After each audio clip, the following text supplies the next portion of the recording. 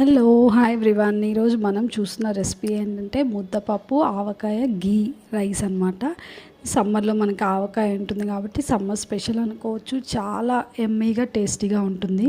దీనికి ఫస్ట్ మనం ఇట్లా కందిపప్పుని కొంచెం పల్చగా వాటర్ ఎక్కువ యాడ్ చేసి కొంచెం సాల్ట్ అండ్ అలాగే కొంచెం టర్మరిక్ పౌడర్ వేసి బాగా బాయిల్ చేసుకోవాలన్నమాట. ఇలాగా బాయిల్ చేసుకొని మ్యాష్ చేసుకోవాలి. తర్వాత ఒక ప్యాన్ పెట్టుకొని అందులో మనకి గీ యాడ్ చేసుకోవాలి. గీలో కొంచెం జీలకర్ర అండ్ అలాగే ఎండుమిర్చి యాడ్ చేసుకొని కొంచెం ఫ్రై అవ్వనివ్వాలి. ఫ్రై అయిన తర్వాత ఆనియన్స్ అండ్ అలాగే పచ్చిమిర్చి కొంచెం పొడుగ్గా స్లిట్ చేసి కట్ చేసుకోవాలి.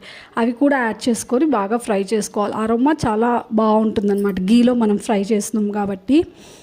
సో ఇది మనం బాగా ఫ్రై చేసిన తర్వాత మనం బాయిల్ చేసి మ్యాష్ చేసుకున్నటువంటి కందిపప్పును కూడా యాడ్ చేసి బాగా మిక్స్ చేసుకోవాలన్నమాట.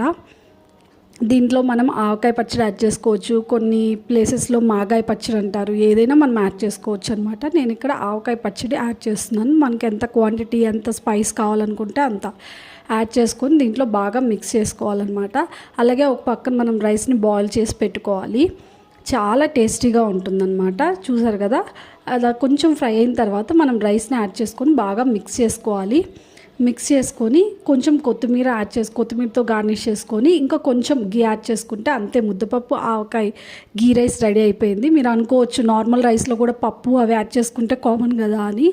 బట్ ఇది మనం గీలో ఫ్రై చేస్తున్నాం కాబట్టి అండ్ అలాగే పచ్చిమిర్చి ఆనియన్ కొంచెం క్రంచీగా ఉంటుంది. ఎక్కువ మనం బాయిల్ చేయలేదు కాబట్టి క్రంచీగా మధ్య మధ్యలో తగులుతూ ఉంటుంది. సో ఇది మనకి డిఫరెంట్ టేస్ట్ అనమాట. సో అది డిఫరెంట్, ఇది డిఫరెంట్. తప్పకుండా ట్రై చేయండి. Thank you so much for watching. Bye bye.